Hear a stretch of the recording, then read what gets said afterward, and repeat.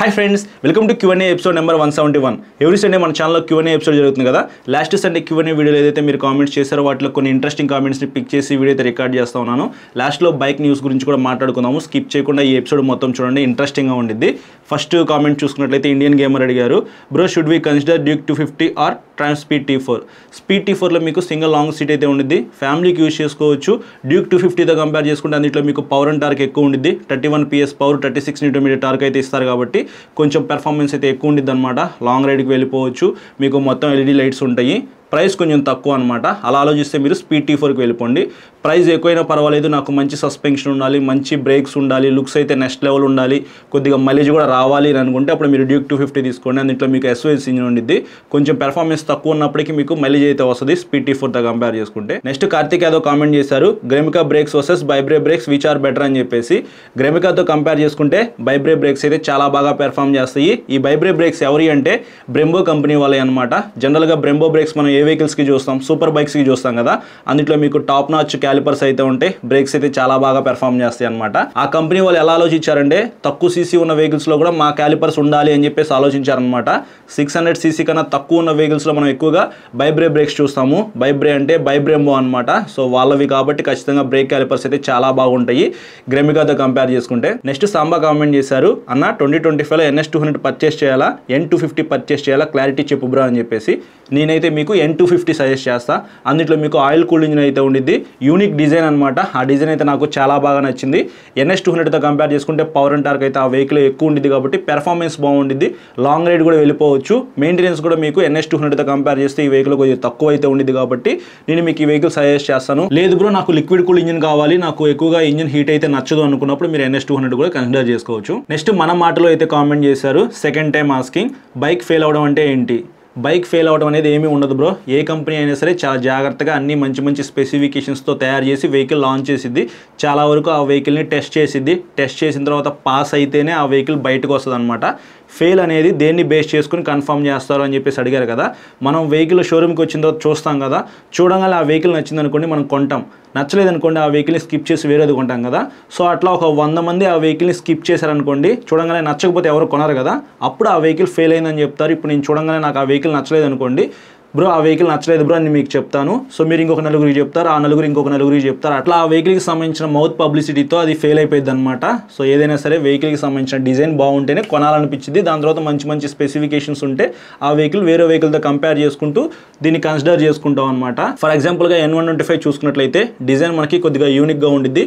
N150, N160, N250తో compare చేసుకుంటే N125 కూడా same అదే డిజైన్లో తీసుకొస్తే చాలా వరకు సక్సెస్ అయ్యేది. బట్ అలాంటి డిజైన్లో తీసుకురాలేదన్నమాట. వాళ్ళు ఎందుకు తీసుకురాలేదో నాకైతే ఐడియా లేదు. ఫెయిల్ అయిన బైక్స్ తీసుకుంటే ఏం ప్రాబ్లమ్స్ ఫేస్ చేయాలి అని చెప్పేసి. ఏం లేదు బ్రో, ఒకవేళ మీరు ఆ వెహికల్ పర్చేస్ చేశారనుకోండి, కొన్ని రోజులు యూజ్ చేస్తారు, దాని తర్వాత అది మీరు అమ్మాలనుకోండి ఎవరు కొనరనమాట. ఎందుకంటే ఆ వెహికల్ డిజైన్ ఎవరికి నచ్చలేదు కాబట్టి కొనరు. ఆ వెహికల్ మీ దగ్గరే ఉండిద్ది. ఒకవేళ కొనాల్సి వస్తే చాలా తక్కువ ప్రైస్కి ఆ వెహికల్ పర్చేస్ చేస్తారు. ఫర్ ఎగ్జాంపుల్గా మీరు ₹1,00,000 కొనారనుకోండి, ఒక 1 year తర్వాత ఆ వెహికల్ అమ్మాలంటే 50,000 కూడా కొంటారో లేదో తెలియదు. సో అట్లాంటి ప్రాబ్లమ్స్ అయితే ఉంటాయి. నెక్స్ట్ షరీఫ్ అయితే కామెంట్ చేశారు, hi bro please do video on how to apply NOC process, hope many have this concern. Bro NOC అంటే నో అబ్జెక్షన్ సర్టిఫికేట్. అంటే మనం వెహికల్ ఫైనాన్స్లో కొంటాం కదా, ఫైనాన్స్లో కొనిన తర్వాత ఫైనాన్స్ క్లియర్ అయిపోయిన తర్వాత మన ఇంటికి వస్తుంది. ఒకవేళ మన ఇంటికి రాలేదు అని అంటే ఏదైనా ఒక EMI మనం సరిగా కట్టలేదు అనుకోండి, ఫర్ ఎగ్జాంపుల్గా 5వ తారీఖు EMI, మనం 4వ తారీఖే డబ్బులు వేసుకోవాలి, 6వ తారీఖు డబ్బులు వేసుకున్న, 5వ తారీఖు డబ్బులు వేసుకున్నా సరే చెక్ బౌన్స్ అయిపోయింది అనుకోండి, సో మనం పెనాల్టీ వేసి కడతాము. అట్లా ఒక్కటి జరిగినా సరే 24 months కానీ 30 months కానీ EMI పెట్టుకుంటాం కదా, ఒక్కటి బౌన్స్ అయినా సరే మనకి NOC అయితే ఇంటికి రాదు. మొత్తం క్లియర్ అయిపోయిన తర్వాత మనమే ఫైనాన్సర్ దగ్గరికి వెళ్ళి సార్ మొత్తం కట్టేసిస్తాను, నాకు NOC రాలేదు అని చెప్పేసి వాళ్ళకి చెప్తే వాళ్ళు మనకి అప్లై చేస్తారు, ఇంటికి వస్తుంది. లేకపోతే ఆన్ ది స్పాట్ వాళ్ళు అక్కడే మనకి ప్రింట్ తీసి ఇస్తారనమాట. కొన్ని రోజుల క్రితం నా దగ్గర వెస్పా ఉండేది, అది నేను సేల్ చేశాను అనమాట. నాకు NOC వచ్చింది, అది నేను వాళ్ళకి చూపించాను. బట్ వాళ్ళకి ఇంకొక డాక్యుమెంట్ కావాలంట. IDFCలో నేను ఫైనాన్స్ తీసుకున్నాను కాబట్టి అక్కడికైతే వెళ్ళి వాళ్ళని అడిగితే వాళ్ళు నాకు ఆ డాక్యుమెంట్ అయితే ఇచ్చారు. సో సేల్ చేసేసాను అనమాట. సో అట్లా NOC మీకు కావాలనుకుంటే మీరు ఎవరి దగ్గర అయితే ఫైనాన్స్ చేయించుకున్నారో వాళ్ళ దగ్గరికి వెళ్ళి ఒకసారి అడగండి, మీకు ఇంకా క్లారిటీగా చెప్తారు. నెక్స్ట్ నూబ్ గేమర్ అయితే కామెంట్ చేశారు, అన్న మా డాడీ మీద ఉన్న RC అనేది నా పేరు మీదకి మార్చుకోవచ్చా? ఖచ్చితంగా మార్చుకోవచ్చు బ్రో.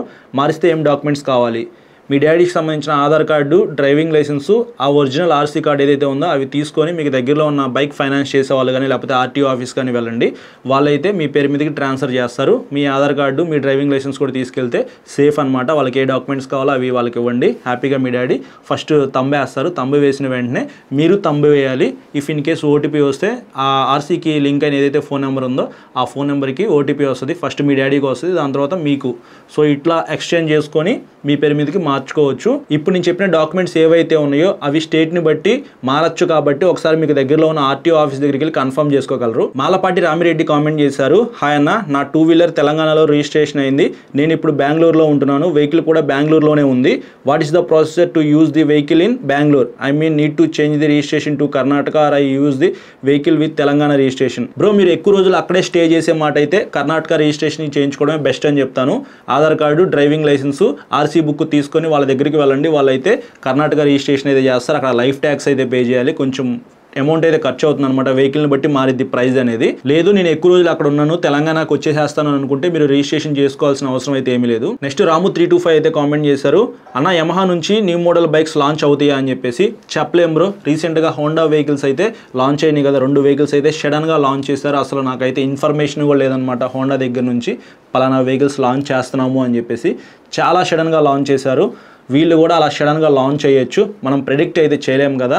రేపొద్దున ఒక వెహికల్ లాంచ్ అవ్వచ్చు, లేకపోతే ఎల్లుండి లాంచ్ అవ్వచ్చు, లేకపోతే 1 ఇయర్ తర్వాత అయినా లాంచ్ చేయొచ్చు. యమహా దగ్గర నుంచి ఒక 9 వెహికల్స్ అయితే లాంచ్ అవుతాయి అని చెప్పేసి అన్నారు. అందులో 1-2 లాంచ్ అయినాయి. ఇంకా చాలా వెహికల్స్ అయితే లాంచ్ అవ్వాల్సి ఉంది. RX100కి సంబంధించిన పేరు కూడా నేను విన్నాను. యమహాలో RX100 అయితే ఉందంట. అది లాంచ్ అయిద్దా లేదా అనేది మనకి ఎగ్జాక్ట్గా ఇన్ఫర్మేషన్ అయితే లేదు. ఇప్పుడున్న RX100 డిజైన్తో అయితే ఖచ్చితంగా రాదు. ఇంకొక న్యూస్ ఏంటంటే యమహా XSR 155 ఉంది కదా, సేమ్ అదే వెహికల్ ఇండియాలో RX100 లాంచ్ చేయొచ్చు అని చెప్పేసి ఒక న్యూస్ కూడా నేను విన్నాను. సో నాకు ఎగ్జాక్ట్గా ఇన్ఫర్మేషన్ లేదు కాబట్టి నేను మీకు చెప్పట్లేదు. కానీ ఖచ్చితంగా లాంచ్ అవుతాయి bro. Year ending next year అనేది తెలియదు. తెలిస్తే మాత్రం ఖచ్చితంగా ఇట్లాంటి Q&Aస్లో మీకు అప్డేట్ చేస్తా. నెక్స్ట్ థార్ అయితే కామెంట్ చేశారు, hi bro, gorilla 450 versus Duke 390, which bike is better all rounder, price not a matter. Duke 390కి వెళ్ళిపోండి. అందులో మీకు మంచి ఇంజిన్ అయితే ఉండిద్ది. కన్సోల్లో కూడా మీకు చాలా ఇన్ఫర్మేషన్ అయితే చూపించింది. గొరిల్లా 450తో కంపేర్ చేసుకుంటే నేను రైడ్ చేసినప్పుడు నాకు పెర్ఫార్మెన్స్ అయితే నెక్స్ట్ లెవెల్ అనిపించింది. గొరిల్లా 450లో కూడా మీకు మంచి పెర్ఫార్మెన్స్ అయితే ఉండిద్ది. బట్ రాయల్ ఎన్ఫీల్డ్తో కంపేర్ చేసుకుంటే దీంట్లో చాలా ఎలక్ట్రానిక్స్ అయితే ఉన్నాయి. క్విక్ షిఫ్టర్ ప్లస్ అయితే ఉండిద్ది. అది రైడ్ చేసేటప్పుడు చాలా బాగా ఎంజాయ్ చేయొచ్చు. స్లిప్పర్ క్లచ్ కానీ ఇట్లాంటి మంచి ఎలక్ట్రానిక్స్ అయితే మీకు డ్యూక్ 390లోనే ఉంటాయి కాబట్టి గొరిల్లా 450తో కంపేర్ చేసుకుంటే నేను మీకు డ్యూక్ 390 సజెస్ట్ చేస్తాను. ఫైనల్ కామెంట్ చూసుకున్నట్లయితే సంతోష్ చేశారు, ఇప్పటిదాకా డిస్కంటిన్యూ అయిన బైక్స్లో మీకు నచ్చిన బైక్ ఏది బ్రో అని చెప్పేసి. RX100 అంటే బాగా ఇష్టం. నేను స్కూల్ డేస్లో చదువుకునేటప్పుడు మార్నింగ్ మాకు స్టడీ అవర్స్ అయితే ఉంటాయి అనమాట. సో నేను చిన్నప్పుడు స్కూల్కి వెళ్ళేటప్పుడు ఆ స్టడీ అవర్స్లో మా సార్ ఎవరైతే మేనేజింగ్ డైరెక్టర్ ఉంటారో ఆయన RX100 అయితే యూజ్ చేసేవాళ్ళు. ఆ సౌండ్ అయితే చాలా బాగుండేది. అప్పుడు నాకైతే అసలు దాని గురించి ఐడియా కూడా లేదు. RX100 అనే పేరు తెలుసు, యమహా అనే వెహికల్ తెలుసు, బట్ ఆ సౌండ్ కానీ ఆ పెర్ఫార్మెన్స్ కానీ ఎప్పటికీ ఎవరి గ్రీన్. చాలామందికి ఇప్పుడు మీలో చూస్తున్న వీడియో చాలామందికి కూడా RX100 అంటే ఇష్టం కదా, నాకు కూడా అది ఇష్టము. చూడాలి సెకండ్ హ్యాండ్లో ఏమన్నా వెహికల్ దొరికిద్దేమో అని చూస్తున్నాను. వస్తే మాత్రం ఖచ్చితంగా నా కలెక్షన్స్లో ఒకటి అది కొనుక్కొని పెట్టుకుంటా. సో ఇది ఫ్రెండ్స్ ఈ సండే నేను పిక్ చేసిన కామెంట్స్ అయితే. ఇప్పుడు బైక్ న్యూస్ గురించి మాట్లాడుకున్నట్లయితే TVS Ntorq super soldier edition అని చెప్పేసి ఒక వెహికల్ అయితే లాంచ్ చేశారు. నాకు నిన్న ఒక ఇమేజ్ అయితే పంపించారనమాట టీవీఎస్ కంపెనీ వాళ్ళు. వెహికల్ అయితే చూస్తానికి చాలా బాగుంది కదా, మంచి గ్రాఫిక్స్ అయితే ఇచ్చారు. తర్వాత హోండా దగ్గర నుంచి CB125 హార్నట్ అలాగే షైన్ 100 ఈ 2 వెహికల్స్ అయితే రీసెంట్గా హోండా కంపెనీ లాంచ్ చేసింది. ఎవరైతే 125cc ఒక వెహికల్ కొనుక్కుందాం అనుకుంటున్నారో వాళ్ళైతే CB125 హార్నట్ అయితే ట్రై చేయొచ్చు. నేను వీడియో అతి త్వరలో అప్లోడ్ చేస్తాను. అది చూసిన తర్వాత మీరు కన్ఫర్మ్ చేసుకుందరు. కానీ 125cc వెహికల్స్ అయితే ప్రజెంట్ కొనొద్దు. థర్డ్ న్యూస్ వచ్చేప్పటికి హీరో దగ్గర నుంచి HF Deluxe Pro అని చెప్పేసి ఒక వెహికల్ అయితే లాంచ్ చేశారనమాట. మంచి స్పెసిఫికేషన్స్ అయితే ఉన్నాయి. ఫుల్లీ డిజిటల్ కన్సోల్ అయితే ఇచ్చారనమాట. నాకైతే అది చాలా బాగా నచ్చింది. ఎవరైతే HF100 HF Deluxe కొనుక్కుందాం అనుకుంటున్నారో వాళ్ళైతే కొంచెం వెయిట్ చేయండి. నేను వీడియో అప్లోడ్ చేస్తాను HF Deluxe Pro గురించి. ఫోర్త్ న్యూస్ వచ్చేప్పటికి ఓలా రోడ్స్టర్ ఎక్స్ప్రెస్. ఈ వెహికల్ అయితే ఓలా కంపెనీ వాళ్ళు లాంచ్ చేశారు. మంచి ఫీచర్స్ అయితే ఉన్నాయి. రేంజ్ కూడా కొంచెం బాగుంది, ప్రైస్ తక్కువలో వస్తుంది. ఎవరైనా ఒక ఎలక్ట్రిక్ వెహికల్ కొనుక్కోవాలనుకుంటే ఇది కన్సిడర్ చేసుకోవచ్చు. ఫిఫ్త్ న్యూస్ కూడా హీరో దగ్గర నుంచి వీడా VX2+ అని చెప్పేసి ఒక స్కూటీ అయితే లాంచ్ చేసింది. వీడా వెహికల్స్ అయితే చాలా బాగుంటాయి. మంచి బూట్ స్పేస్ అయితే ఉండిద్ది. చాలా ఫీచర్స్తో మనకి ఆ వెహికల్స్ అయితే లభిస్తూ ఉన్నాయి. బట్ నేను ఆ వెహికల్ రైడ్ చేయలేదు, కానీ లైవ్లో చూశాను. నాకైతే చాలా బాగా నచ్చింది. నన్ను బాగా ఇంప్రెస్ చేసింది అనమాట ఆ కన్సోల్ కానీ ఆ ఫీచర్స్ కానీ.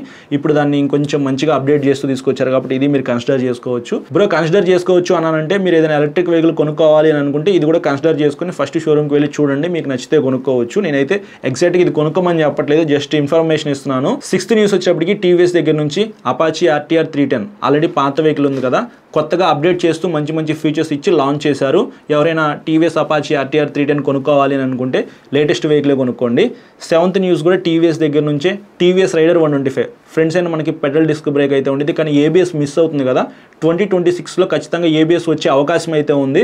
ఎందుకంటే గవర్నమెంట్ రూల్స్ ప్రకారంగా 125cc పైన ఉన్న వెహికల్స్ అన్నింటిలో కూడా ఏబిఎస్ అయితే ఇవ్వాలి. మనకి ఎక్స్ట్రీమ్ 125Rలో ఏబిఎస్ అయితే ఉంది. రీసెంట్గా లాంచ్ చేసిన హోండా CB 125 హార్నెట్లో కూడా ఏబిఎస్ ఉంది కదా. ఈ వెహికల్ ఏబిఎస్ అయితే మిస్ అవుతుంది, అది కూడా ఇస్తే మాత్రం చాలా బాగుండిద్ది. అప్పుడు మనకి కిక్ రాడ్ వేరియంట్ కూడా లాంచ్ చేశారు కాబట్టి కిక్ రాడ్ ఉండిద్ది, ఏబిఎస్ ఉండిద్ది, disc brake, digital console, 3 valves engine. So ఓవరాల్గా చూసుకున్నట్లయితే ఇది one of the best vehicle అయ్యే అవకాశం అయితే ఉంది ఏబిఎస్ ఇస్తే 125cc సెగ్మెంట్లో. ఇవి ఫ్రెండ్స్ ఈ వీక్లో లాంచ్ అయిన వెహికల్స్ అయితే. అప్కమింగ్ వెహికల్స్ గురించి ఎటువంటి ఇన్ఫర్మేషన్ అయితే లేదు, ఏమన్నా ఉంటే మాత్రం ఖచ్చితంగా ఇట్లాంటి Q&Aలో మీకు అప్డేట్ చేస్తుంటాను. ఈ వీడియో నచ్చితే లైక్ చేసి మీ ఫ్రెండ్స్ అందరికీ షేర్ చేయండి. మీకు ఏమైనా డౌట్స్ ఉంటే ఈ వీడియో కింద కామెంట్ చేయండి, నెక్స్ట్ సండే పిక్ చేసి ఆన్సర్ చేస్తాను. చాలా మంది సబ్స్క్రైబ్ చేయకుండా చూస్తున్నారు, సబ్స్క్రైబ్ చేసుకుని పక్కన బెల్ ఐకాన్ అయితే క్లిక్ చేసి పెట్టుకోండి. నేను వీడియో పెట్టిన వెంటనే మీకు నోటిఫికేషన్ వస్తుంది. Thank you.